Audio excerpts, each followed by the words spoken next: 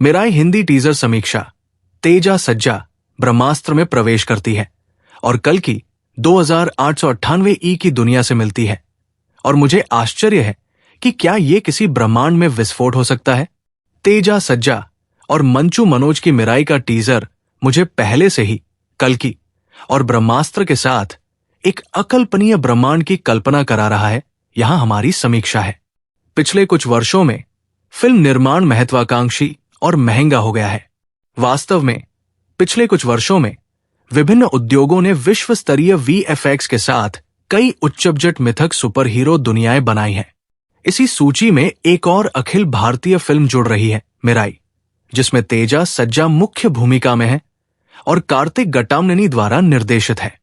Super hero film का teaser जारी कर दिया गया है और शुरू से ही ऐसा लगता है कि कल की 2898 और ब्रह्मास्त्र के बीच एक वैवाहिक गठबंधन है और तेजा सज्जा कल की और ब्रह्मास्त्र की दुनिया के वैध बच्चे का नेतृत्व करते हैं।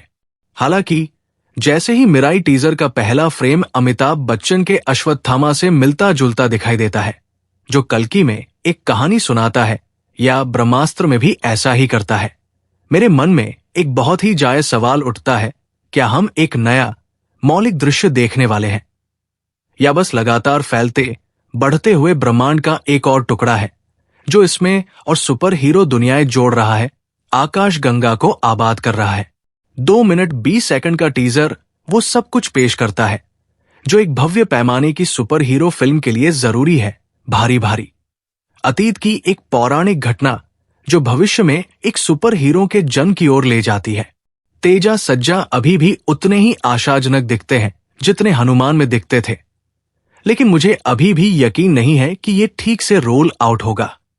श्रेया सरन का एक शॉट भी है जो दीपिका पादुकोण की कल की 2898 एडी से कुछ हद तक मिलता जुलता दिखता है, न तो दिखने में और न ही वेशभूषा में, बल्कि उनके किरदार की स्थिति में।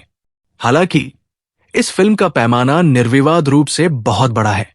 मिराई में किए गए प्रयास इसके टीजर में दिखाई देते हैं और सभी तुलनाओं के बावजूद मंचू मनोज, तेजा सज्जा और जगती बाबू ने एक ऐसी कहानी में स्पष्ट प्रभाव डाला है जो भारत की जड़ों से चुनी गई एक और पौराणिक इतिहास कहानी में अपनी नींव रखती है।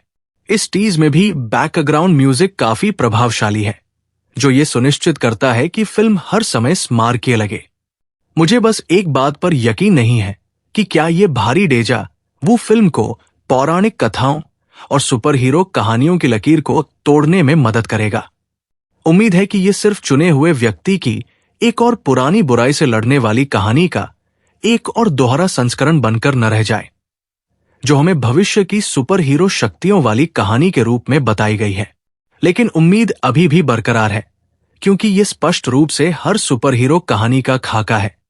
पश्चिम में हैरी पॉटर और थॉर से लेकर ब्रह्मास्त्र और कल की 2898 तक।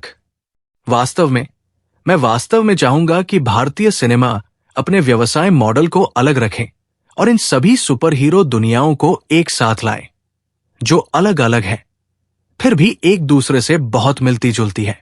उन्हें एक ही ब्रह्मांड में साथ रहने दें और किसी समय एक दूसरे से मिले। ब्रह्मास्त्र के रणबीर कपूर का कल की 2898 एडी के प्रभास और मिराई के मंचू मनोज और तेजा सज्जा से मिलना किसी काल्पनिक ब्रह्मांड में तलाशने की कितनी बड़ी संभावना है, क्योंकि वास्तव में अलग अलग निर्माताओं और पैसे कमाने वाले मॉडल के साथ ये कोई दूर का सपना भी नहीं है।